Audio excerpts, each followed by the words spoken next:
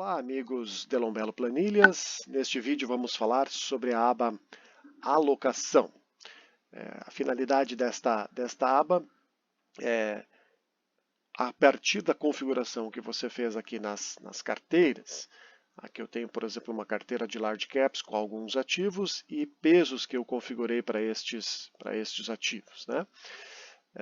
Aqui eu tenho, por exemplo, um ativo da Metalúrgica Gerdau, que a minha casa de análise mandou vender no dia 26 e eu retirei ele da carteira. Assista o vídeo sobre a configuração das carteiras.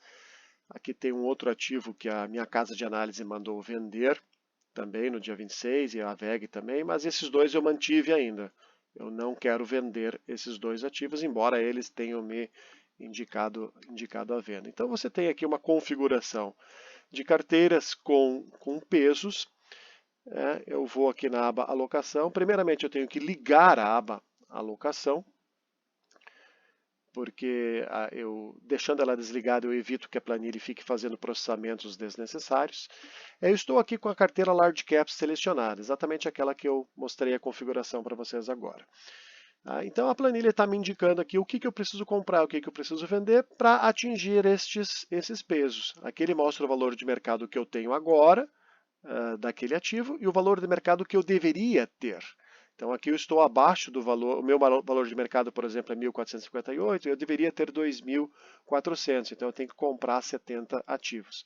No caso do Banco do Brasil, estou com um pouco de sobrepeso, eu deveria ter apenas 2.200 e eu estou com 3.591, então eu preciso vender 39 ações, já considerando o preço de mercado da ação neste momento. Aqui eu posso indicar um aporte, digamos que quero fazer um aporte de R$5.000 agora. Então ele já recalcula aqui a quantidade que eu preciso comprar ou vender de cada um dos ativos, considerando o aporte de R$5.000. Bem, esse é o funcionamento básico da planilha. Vamos aos detalhes agora, né? Eu posso, por exemplo, aqui selecionar uma outra carteira de dividendos, né? Então aí ele me traz só os ativos daquela carteira de dividendos, que são esses 5, com o peso que eu configurei lá na aba da configuração das carteiras. Aqui os dividendos, eu tenho 5 ativos. Como eu não configurei peso, ele distribui o peso automaticamente de forma uniforme, né? Assista ao vídeo sobre configurações das carteiras. E aqui então nós percebemos que esse ativo da Vivo, né, eu preciso vender, e dos outros ativos eu preciso comprar. Só que alguns ativos, como por exemplo o Vivo, eles estão nas duas carteiras, né? Acho que todos eles estão nas duas carteiras, né? Então, se eu marcar aqui as duas carteiras, Large Caps e Dividendos, ele vai considerar dentro da minha estratégia, né? Eu tinha configurado lá pesos para as minhas carteiras, ó, 40% de Large Caps, 20% de Small, 20% de FIIs e 20% de Dividendos. Essa configuração aqui é do meu portfólio como um todo, mas nesse momento eu selecionei apenas duas, né? Então ele redistribui esse peso de forma proporcional, né? Se eu quisesse ficar só com essas duas carteiras, então eu teria que ter aí 33% dessa e 66% daquela, e aí ele soma os pesos, né? Então, por exemplo, Banrisul, eu teria que ter 8% aqui no Large Caps, mas para eu atender as duas estratégias, eu tenho que comprar um pouco mais de Banrisul, né? Um pouco mais de BB Seguridade, um pouco mais de Copel. Então, os pesos aqui e os preços alvo, né? O meu objetivo, ele está considerando os pesos das duas carteiras. E as ações que eu tenho configuradas em mais do que uma carteira, que é, no caso aqui, acho que elas nesse momento são todas, ele vai indicar uma compra maior daquele ativo para que você atenda as duas estratégias, tá? Se eu quiser vender ativos, eu também posso fazer um aporte negativo, né? Quero vender R$5.000 e ele vai reprocessar para atingir o meu objetivo, no caso aí de 22.571. Se eu somar tudo isso aqui agora vai dar 22.591, né? Considerando a venda, um aporte negativo, né? De R$5.000, tá? Vamos a um outro detalhe. Um outro detalhe está relacionado estratégias que eu quero utilizar para comprar ou para vender. Se o meu portfólio já está relativamente balanceado e eu quero vender R$ 5.000, né, nesse momento, mas eu não quero mexer nessas ações, eu quero só vender, né, aquelas que estão indicadas para venda. Aquelas que estão indicadas para compra eu não quero vender porque elas são ativos que me interessam permanecer. Então, como o meu aporte é negativo, se eu marcar aqui apenas comprar ou vender, ele vai colocar como aguardar naqueles que estava para comprar, né, e ele vai manter aqui o meu preço-alvo exatamente igual ao valor de mercado e vai distribuir o aporte negativo aqui apenas naqueles ativos que estavam indicados para venda. Então, eu vou diminuir ainda mais aqueles ativos que já estavam indicados para venda e vou manter aqueles que estavam indicados para compra. O mesmo processo, e isso funciona mais numa situação em que eu estou comprando, digamos, estou fazendo um aporte positivo aqui, então agora o meu preço-alvo aqui é 32.591, se eu somar todos esses valores aqui, mas eu só quero aqueles ativos que estão indicados para venda, eu não quero vender. Eu só quero comprar mais daquilo que está indicado para compra. Então eu marco aqui, esses ativos que estão indicados para venda vão passar para um status de aguardar, eu não vou vender eles, vou manter eles no meu portfólio, né? E aí ele redistribui só o meu aporte naqueles que estavam indicados para compra.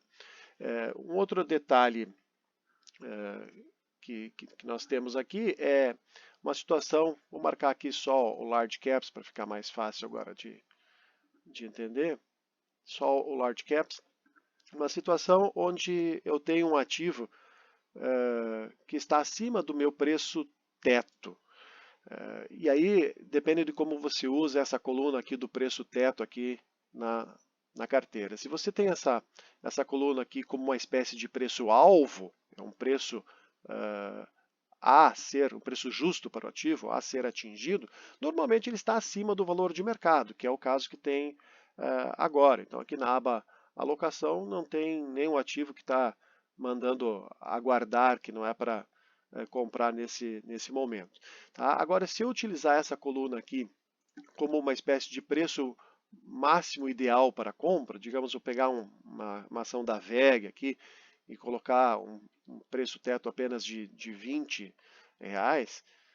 Então agora eu vou aqui na alocação, não mudou nada, mas se eu botar assim, aguardar aquilo que está acima do preço teto, então a VEG está indicando para comprar 17 ações, mas como eu marquei aqui que é para aguardar aquilo que está acima do preço teto, então a VEG entrou num status de aguardar, ou seja, não vamos comprar VEG nesse momento, ele congela aqui o objetivo da VEG exatamente para o valor de mercado que eu tenho agora, a soma aqui continua dando meus 32.591 aqui, né, 27.000 mais 5, tá? Mas não aportando em VEG. Tá? Isso é uma estratégia que você pode utilizar, desde que na configuração das carteiras você utilize o preço teto e utilize ele, nesse caso, como um preço máximo para aquisição, para entrada naquele ativo. Né? Da mesma forma, aqui, se eu estou fazendo um ativo positivo, um aporte positivo, eu posso dizer assim, eu não quero vender nada. Né? Então eu posso marcar essa opção aqui também, e ele só vai aportar, vai botar todos os outros em aguardar também, além da VEG. Os outros querem para vender, vão entrar no status aguardar, e o aporte será apenas naqueles ativos que seriam para comprar. Tá? Se você marcar aqui todas as carteiras, então, mesmo que você não tenha selecionado todas elas individualmente aqui, agora todas as carteiras estão selecionadas. Eu vou desmarcar aqui, porque isso aqui são exceções, né? O uso normal é sem essas duas opções aqui. Então, agora ele está fazendo um balanceamento completo de todos os ativos que eu tenho configurados nas minhas quatro carteiras. Neste caso, nessa minha planilha, eu tenho dois ativos, que é a Copel e Qual mais? Deixa eu já descobrir aí. IRBR3, não, IRBR3, não, deixa eu... dois ativos, eu vou descobrir agora já. A Copel e a Cyrela, tá? A Copel e a Cyrela que não estão configurados em nenhuma das carteiras aqui.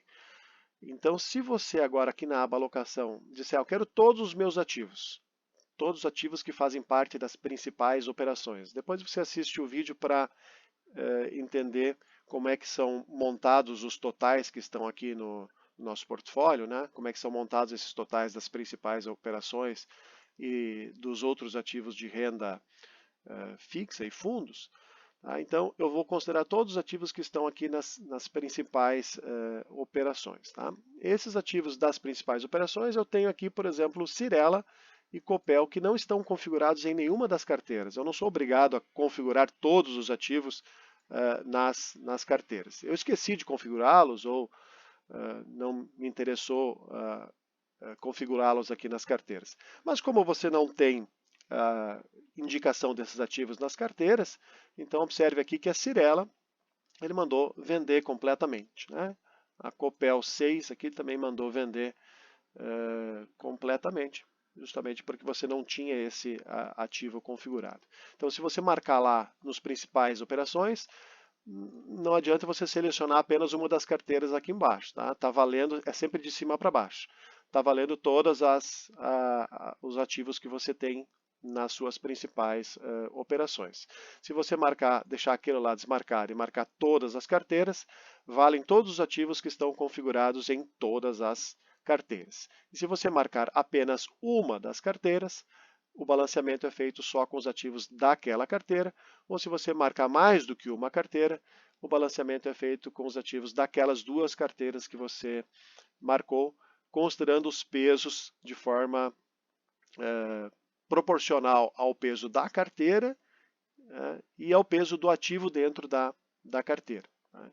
Se um ativo está pertencendo a mais do que uma carteira, como é o caso aqui large caps e dividendos, que eu tenho alguns ativos duplicados, né? Ele vai configurar nas duas carteiras. Tá? Eu acho que era isso em relação à aba alocação. As principais dúvidas foram relatadas aqui no vídeo, as principais formas de uso da aba. Né? Bons investimentos a todos e até a próxima.